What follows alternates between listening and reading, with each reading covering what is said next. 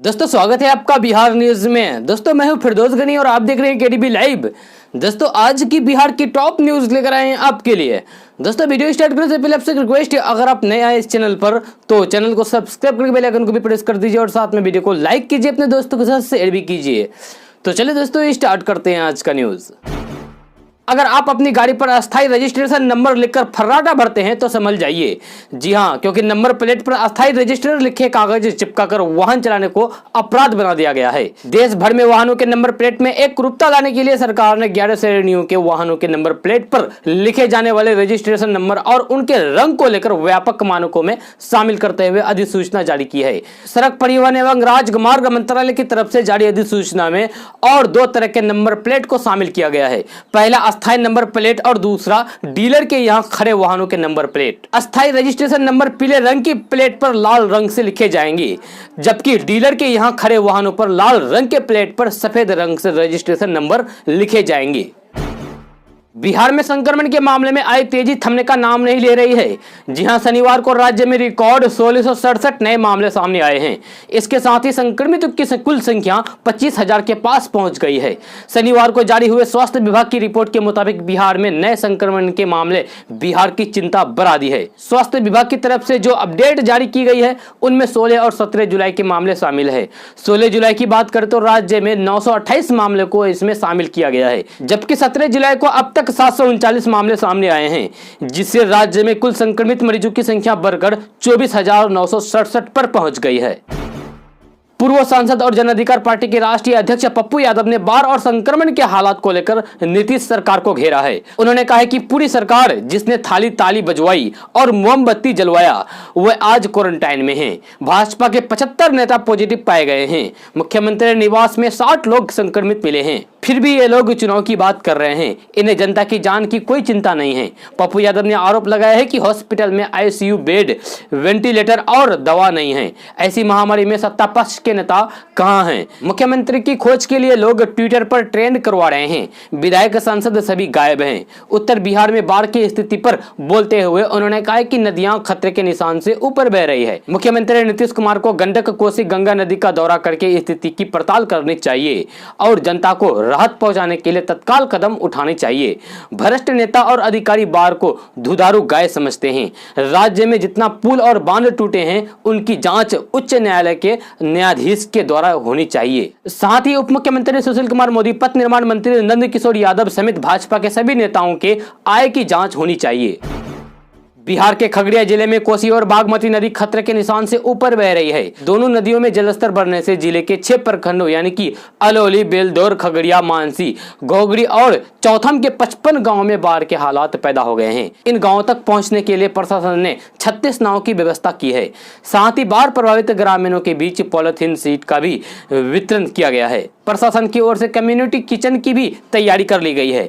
खगड़िया में मक्का का फसल बाढ़ के कारण सबसे ज्यादा प्रभावित हुआ है। जिला कृषि पदाधिकारी के द्वारा बाढ़ प्रभावित इलाकों में फसल के नुकसान के आकलन का निर्देश दिया गया है। एडीएम ने बताया कि नुकसान के आकलन के पीड़ित किसानों को इनके बदले मुआवजा दिया जाएगा। गोपालगंज जिला के 70 घाट के पास छोटे पहुंच पुल पथ ध्वस्त होने के मामले में 3 एफआईआर दर्ज की गई है। बिहार राज्य पुल निर्माण निगम ठेकेदार और स्थानीय सीईओ ने बैकुंठपुर थाना में ये प्राथमिकी दर्ज करवाई है। आरोप है कि बाढ़ से कटाव निरोधी काम को रोका जा रहा था। काम में बाधा डालने और लॉकडाउन के बावजूद प्रदर्शन करने का भी आरोप है। यहाँ जो एफआईआर दर्ज हुआ है उनमें ज्यादातर आरोप ग्रामीणों और अन्य लोगों पर लगा है। ग्रामीणों पर एफआईआर दर्ज किए जाने पर आरजेडी नेता और विधानसभा में नेता प्रतिपक्ष तेजस्वी यादव ने तीखी प्रतिक्रिया दी है। आरजेडी नेता तेजस्वी यादव ने एक वीडियो ट्वीट में लिखा है कि 264 करोड़ की लागत से बने पुल के ढहने से पहले ग्रामीणों ने आगाह किया था, लेकिन भ्रष्टाचार नीति सरकार की कहां आंख खुलने वाली थी। पुल ढहेगा तभी ना भ्रष्टाचार करेगा। वीडियो देखिए। अब निर्दलीय भ्रष्ट सरकार ग्रामीणों पर ही केस दर्ज कर रही है। ये वाणी है विपक्षी नेता तेजस्वी यादव की। आज भी डीजल की दामों में इजाफा हुआ है। राजधानी पटना समेत सभी महानगरों में डीजल खरीदना महंगा हो गया है। वहीं दूसरी ओर आज देश में पेट्रोल की कीमत में कोई भी बदलाव नहीं की गई है। दिल्ली, मुंबई और बिहार में पेट्रोल के दाम पहले की तरह ही हैं।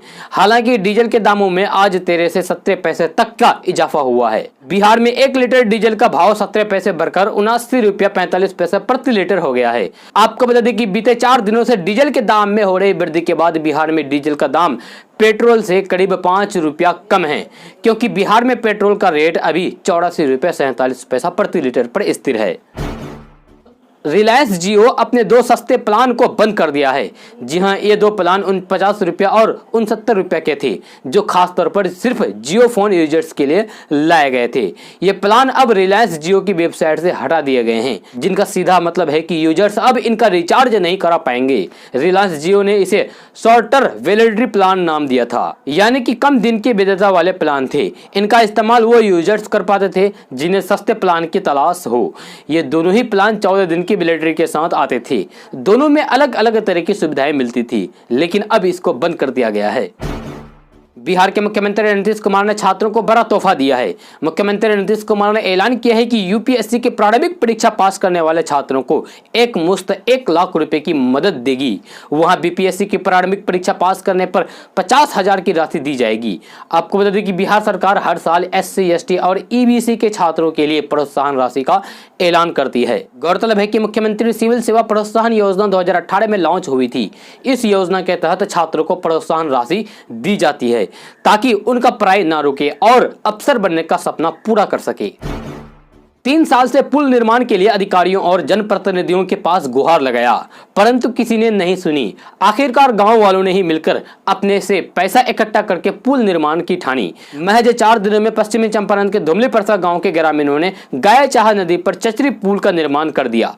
आवागमन की दिक्कत दूर हो गई। इसके साथ ही ऊंचा संदेश भी दिया कि मजबूत इच्छा शक्ति और एकजुटता से कोई भी काम मुश्किल नहीं होता है, हर काम हल हो जाता है। पश्चिमी चंपारण जिला के गोनाहा प्रखंड के इस गाँव में 250 परिवार रहते हैं। आबादी तकरीबन 1200 है। सभी थारू जनजाति के हैं। गांव में आने जाने के लिए लोगों को गायचाहा नदी पार करनी पड़ती है। इस पर बना पुल 2017 में बाढ़ में ध्वस्त हो गया था। इसके बाद से ग्रामीण पुल निर्माण की मांग कर रहे थे। इसके लिए सांसद, विधायक एवं अधिकारियों से कई बार गुहार लगा चुके थे, मगर कोई फायदा नहीं। फिर क्या था, ग्रामीणों ने खुद चचरी पुल बनाने का निर्णय लिया। बेकार पड़े बिजली के खंभों को नदी में गाड़ दिया, उसके ऊपर बांस लगाकर पुल तैयार कर दिया है। निर्माण में तकरीबन 20,000 रुपए खर्च हुए हैं, जिससे ग्रामीणों ने आपसी सहयोग से जुटाया। कंज्यूमर प्रोटेक्शन 20 जुलाई 2020 से पूरे देश में लागू होगा। सरकार ने कंज्यूमर प्रोटेक्शन कानून 2019 को पूरे देश में लागू करने का नोटिफिकेशन जारी कर दिया है। नया कानून कंज्यूमर प्रोटेक्शन एक्ट 1986 का स्थान लेगा। नए कानून में ग्राहकों को पहली बार नए अधिकार मिलेगा। उपभोक्ता किसी भी उपभोक्ता न्यायालय में मामला दर्ज कर सकेगा। पहले के कंज्यूमर प्रोटेक्शन एक्ट 1986 में ऐसा कोई भी प्रावधान नहीं था। मोदी सरकार ने इस अधिनियम में कई बदलाव किए हैं। इसे लागू हो जाने के बाद अगले 50 सालों तक देश में कोई और कानून बनाने की जरूरत नहीं पड़ेगी। बिहार में संक्रमण की बढ़ती संख्या को देखते हुए राज्य सरकार के निर्देश पर स्वास्थ्य विभाग ने आइसोलेशन सेंटर की संख्या में बढ़ोतरी करने की तैयारी शुरू कर दी है। इसके लिए विभाग ने बिहार के बंद पड़े नर्सिंग स्कूल और कॉलेजों में आइसोलेशन बेड लगाने का निर्णय लिया है, ताकि अधिक से अधिक संख्या में संक्रमित मरीज के इलाज को लेकर आइसोलेशन बेड की व्यवस्था की जा सके। स्वास्थ्य विभाग के तहत संचालित बिहार नर्सिंग निबंधन परिषद के सूत्रों के अनुसार राज्य में नर्सिंग स्कूल और कॉलेज मिलाकर ऐसे 173 संस्थानों का संचालन किया जा रहा है। इन संस्थानों के भवन में खाली परिसर का उपयोग आइसोलेशन वार्ड के निर्माण के लिए किया जाएगा, ताकि स्थानीय संक्रमितों को वहां आइसोलेट किया जा सके। बिहार में लॉकडाउन का उल्लंघन करने वालों के खिलाफ पुलिस की कार्रवाई जारी है। वैसे लोगों पर भी पुलिस द्वारा कार्रवाई की गई है जो लॉकडाउन में नियमों को ताक पर रखकर गाड़ियां चला रहे थे। पुलिस मुख्यालय के मुताबिक नियमों को उल्लंघन करने के आरोप में 1582 गाड़ियां जब्त की गई है। पुलिस ने वाहन चालकों पर 35,35,200 रुपये का जुर्माना भी वसूला है। बिहार में 16 से 31 जुलाई तक का लॉकडाउन है। गुरुवार को इसका पहला दिन था। माना जा रहा है कि आने वाले दिनों में पुलिस की कार्रवाई और भी तेज होगी। लॉकडाउन का पालन सुनिश्चित कराने के लिए प्रमुख चौक चौराहों पर नाकेबंदी लगाई गई है। पुलिस अधिकारी और जवान जगह जगह पर चेकिंग कर रहे हैं।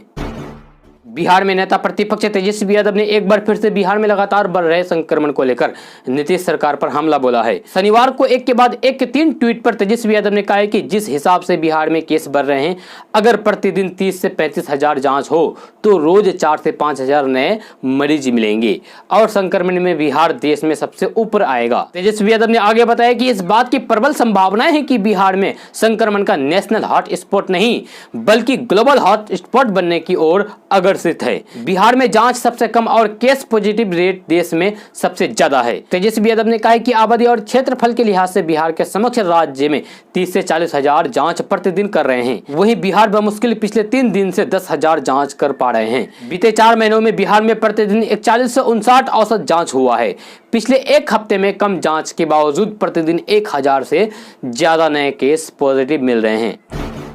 मुख्यमंत्री नीतीश कुमार ने कहा है कि होम आइसोलेशन की जानकारी का प्रचार प्रसार किया जाना चाहिए। लोगों को बताएं कि संक्रमण को लेकर लोग घबराएं नहीं, सतर्कता बरतें, घर से ना निकलें, घर से निकले तो मास्क का प्रयोग करें। मुख्यमंत्री नीतीश कुमार ने कहा है कि संक्रमण की जांच के लिए केंद्र चिन्हित किए जाएं और इनकी जानकारी आम लोगों को दी जाए। सीएम नीतीश कुमार ने इसके लिए स्वास्थ्य विभाग को सभी आवश्यक व्यवस्था मुहैया कराने के लिए कहा है। सीएम नीतीश कुमार ने अधिकारियों को निर्देश करते हुए कहा कि होम आइसोलेशन में रहने वाले लोगों की लगातार मॉनिटरिंग की जाए। उन्हें किसी तरह की चिकित्सा सुविधा की जरूरत पड़ने पर तुरंत इसे मुहैया कराया जाए। ऐसे लोगों का मनोबल भी लगातार बनाए रखने की जरूरत है। मुख्यमंत्री नीतीश कुमार ने अपील की है कि लोग धैर्य रखें, सचेत रहें, सोशल डिस्टेंसिंग का पालन करें, अत्यंत जरूरी होने पर ही घर से बाहर निकलें और घर से बाहर निकलते समय मास्क का उपयोग जरूर करें। बिहार बोर्ड ने इंटर नामांकन के रजिस्ट्रेशन की तिथि बढ़ा दी है। अब 11वीं में नामांकन लेने के इच्छुक छात्र छात्राएं 22 जुलाई तक आवेदन कर सकते हैं। पहले यह तिथि 8 से 17 जुलाई तक थी, लेकिन सीबीएसई और आईसीएसई के रिजल्ट पिछले हफ्ते आया है। छात्रों को रजिस्ट्रेशन के लिए अधिक समय मिले, इसके लिए बोर्ड ने तिथि को 22 जुलाई तक विस्तार किया है। आपको बता दें कि बिहार बोर्ड द्वारा चलाए जा रहे हैं बिहार में 3479 इंटर स्तरीय स्कूल और कॉलेज हैं। ऐसे में बिहार बोर्ड के अलावा सीबीएसई और आईसीएसई के छात्रों को भी सहूलियत होगी। बिहार बोर्ड द्वारा 12 लाख के करीब सीटों की घोषणा की गई है। इससे एक बार निजी और सरकारी स्कूल के छात्र और छात्राएं अपने शहर और गांव में भी रहकर इंटर की पढ़ाई कर पाएंगे। बोर्ड द्वारा नामांकन रजिस्ट्रेशन के लिए ऑनलाइन सुविधा दी गई है। छात्र वसुधा केंद्र, जिला प्रबंधन कार्यालय के अलावा खुद भी आवेदन कर सकते हैं। भारत निर्वाचन आयोग ने बिहार विधानसभा के आम और उपचुनाव को लेकर प्रमुख मान्यता प्राप्त राजनीतिक दलों को संक्रमण के संकट को ध्यान में रखते हुए चुनाव प्रचार के तरीकों को लेकर सुझाव और सलाह मांगा है। आयोग के सचिव एनटी भूटिया ने जारी पत्र के माध्यम से 31 जुलाई तक सभी राजनीतिक दलों को सुझाव और सलाह देने का निर्देश दिया है, ताकि उसके आधार पर आयोग के द्वारा दिशा निर्देश जारी किया जा सके। आयोग ने कहा है कि पूरे देश में संक्रमण का संकट बना हुआ है। इसके साथ ही संक्रमण को रोकने और उससे सुरक्षा से संबंधित कई प्रकार के दिशा निर्देश आपदा प्रबंधन कानून 2005 के तहत जारी किए गए हैं। इसी से जुड़े हुए दिशा निर्देश राज्य सरकार में द्वारा भी जारी किए गए हैं। इनमें फेस मास्क लगाने, सोशल डिस्टेंसिंग, सार्वजनिक स्थलों पर निर्धारित सोशल डिस्टेंसिंग का पालन करने, बड़ी संख्या में भीड़ एकत्र होने पर रोक, थर्मल स्क्रीनिंग, सैनिटाइजर सहित अन्य निर्देश शामिल है। उत्तर बिहार के कई इलाकों में प्रमुख नदियों के जलस्तर में उतार चढ़ाव के बीच बाढ़ कटाव का संकट कायम है। कई जिलों में लोगों ने बांध पर शरण ले रखी है, तो कई जगह सड़कों पर से पानी गुजर रहा है। सीतामढ़ी में बागमती तो मुजफ्फरपुर में बूढ़ी गंडक का जलस्तर बढ़ रहा है। लखनदेही में भी उफान है। दरभंगा और मधुबनी जिले में भी लोग बाढ़ से सामान्य रूप से प्रभावित हैं। बांध तटबंध के टूटने या फिर रिसाव का सिलसिला लगातार जारी है। मधुबनी के बेनीपट्टी के बाद धौंस नदी का पानी अब बिस्की में तबाही मचा रहा है।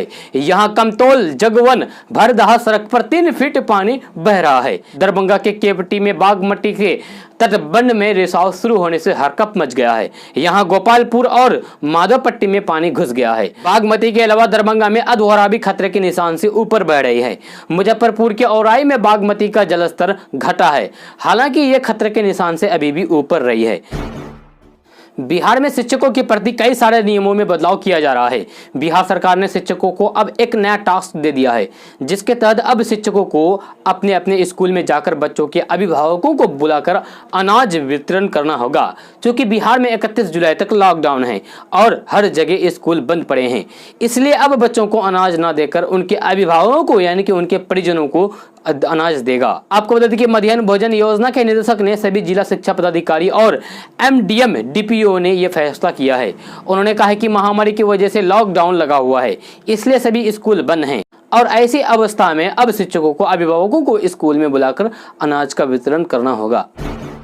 मुख्यमंत्री नीतीश कुमार ने मुख्य सचिव को निर्देश दिया है कि वैसे मरीज जिनमें संक्रमण के लक्षण हैं, उन्हें किसी भी निर्धारित स्वास्थ्य संस्थान पर अपनी जांच कराने की सुविधा दिलाएं। इसके लिए संस्थान तय कर दें। स्वास्थ्य विभाग इसके लिए सभी आवश्यक व्यवस्था सुनिश्चित करें। साथ ही विज्ञापन एवं अन्य माध्यमों से लोगों को ये सूचना दे दी जाए कि कहां पर और किस प्रकार से जाँच की ये व्यवस्था की जा रही है। संक्रमण को रोकने के लिए बिहार में एक बार फिर से लॉकडाउन है। लोगों के बेवजह बाहर घूमने पर पाबंदी लगा दी गई है। वाहनों के परिचालन पर रोक है, पर लोग शायद अभी भी इसको लेकर बहुत अधिक गंभीर नहीं हैं।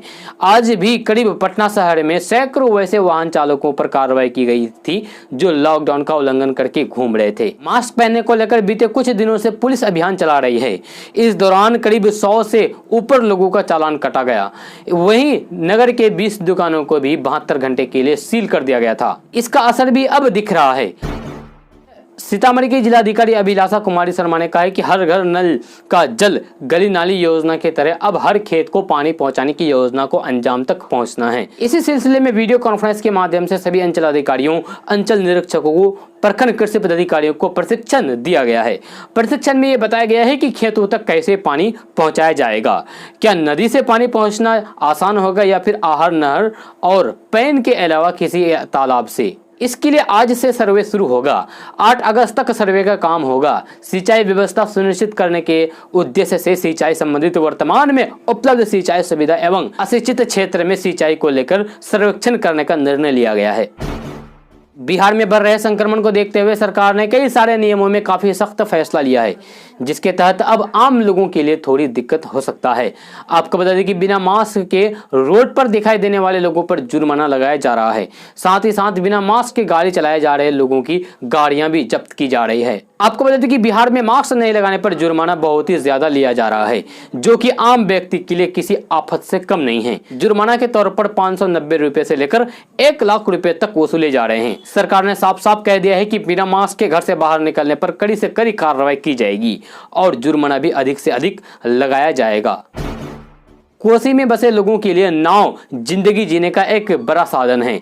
जिनकी खुद की नाव है, उनकी समाज में मूछें भी ऊंची रहती है। लिहाजा नाव का व्यापार कोसी बढ़ते जलस्तर के साथ बढ़ने लगता है। शादी का मौसम हो, कहीं आने के लिए सवारी की बात हो, तो यहाँ नाव के अलावा किसी भी साधन का उपयोग नहीं होता है। यही वजह है कि यहाँ के लोग गाड़ियों के शौक को दरकिनार करके नाव पर ही अपनी शौक पूरी करते हैं। यहाँ हर तरह के नाव हैं, जिनके दाम भी अलग अलग है। जामुन और सखुआ की लकड़ी वाले बड़े नाव की कीमत 3 लाख तक की जाती है, जो आज के समय में छोटी कार की कीमत है। पशुओं के चारा लाने वाले नाव भी यहाँ कम दाम में उपलब्ध हो जाती है, जिसकी कीमत 25 से 30 हजार रुपये होती है। दरभंगा जिले में बागमती नदी उफान पर है, जो कमला बलान नदी अपना रौद्र रूप दिखा रही है। कमला में पानी बढ़ने से दरभंगा के कुशेश्वर प्रखंड में बाढ़ से हालात बने हुए हैं। कुशेश्वर स्थान के पूर्वी इलाके में तो पानी लोगों के लिए तबाही मचा दी है। पूरा इलाका किसी समंदर से कम नहीं लगता है। चारों तरफ पानी ही पानी दिखाई पड़ रही है। बाढ़ से पानी में लोगों की जिंदगी नाव पर सवार होकर डगमगाते मंजिल की ओर चली जाती है। दोस्तों, आज का न्यूज़ बस यहीं तक। कैसा लगा जरूर अपना सुझाव दीजिएगा नीचे कमेंट बॉक्स में कमेंट करके। अगर आप नए आए इस चैनल पर तो चैनल को सब्सक्राइब करके बेल आइकन को भी प्रेस कर दीजिए और साथ में वीडियो को लाइक कीजिए, अपने दोस्तों के साथ शेयर भी कीजिए। तो चलिए दोस्तों, फिर मिलते हैं अगली वीडियो में।